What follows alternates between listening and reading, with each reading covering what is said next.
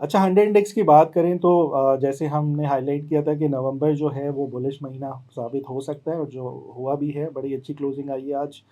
और जो last time एक रेजिस्टेंस थी 163 600 से 800 की, वो भी वेडनेसडे थर्सडे को जाके इसने ब्रेक कर दिया। ये जो कंटिन्यूशन पैटर्न बना हुआ था फ्लैग की फॉर्मेशन में, तो फ्लैग का ब्रेकआउट यहाँ पे हो गया है, एक अच्छा साइन है। और उम्मीद यही है कि फर्दर रैली करेगा। अभी हम इसके ऊपर और मज़ीद बात करते हैं।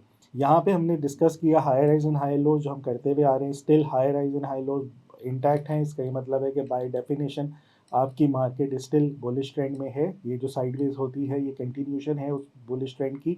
ये अच्छा हेल्दी साइन होता है। जितनी ज़्यादा कंसोलिडेट होगी उतनी ही बड़ी फिर आगे आपकी रैली में कन्वर्ट होगी। फिर इसके अलावा मैं टाइम टू टाइम आप लोगों को कुछ ऐसे इंडिकेटर्स हाईलाइट करता रहता हूँ जिसकी सिग्निफिकेंस या इम्पोर्टेंस होती है मार्केट में उस टाइम पर्टिकुलर टाइम के ऊपर। सो यहाँ पे अब आप ये देखिएगा, जब भी ये वीकली बेयरिश हुआ है क्रॉसओवर, उसके बाद ये काफ़ी टाइम इसने कंसोलिडेशन की है। लेकिन अभी राइट नाउ ये कंसोलिडेशन है टाइम साइकिल्स के उस पे एतबार से अभी पूरे तरीके से रेडी नहीं है कि इसको क्रॉसओवर कर सके। सो डेली का क्रॉसओवर बड़ा अच्छा हुआ है। अब हमें देखना है, शायद 3-4 हफ्ते और लगा दें ये क्रॉसओवर होने में।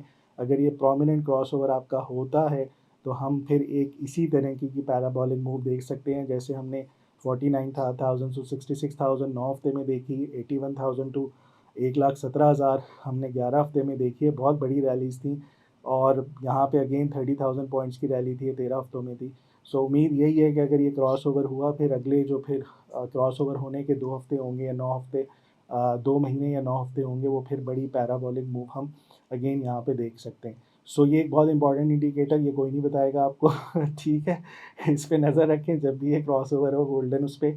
सो आप लोग 100 इंडेक्स के ऊपर या अपने टॉप नॉच जो आपकी ब्लू चिप कंपनीज़ हैं उनमें इन्वेस्ट कर सकते हैं। सो ये फिर यहाँ से फिर फर्दर बढ़ता हुआ नज़र आएगा। रिमेंबर वन थिंग, इसी तरह के मैं पहले भी आप लोगों को बताता रहा था कि EMA 13 अगर ब्रेक हो तो फिर मार्केट साइडवेज हो जाएगी। हमने देखा वैसे ही हुआ। फिर मैंने आपको EMA 55 की सपोर्ट सिग्निफिकेंस बताई थी। फिर आप लोगों को वो याद होगा कि वाई को रीक्यूमुलेटिंग बताया था कि भाई 9 मई को आपका स्प्रिंग लगेगा।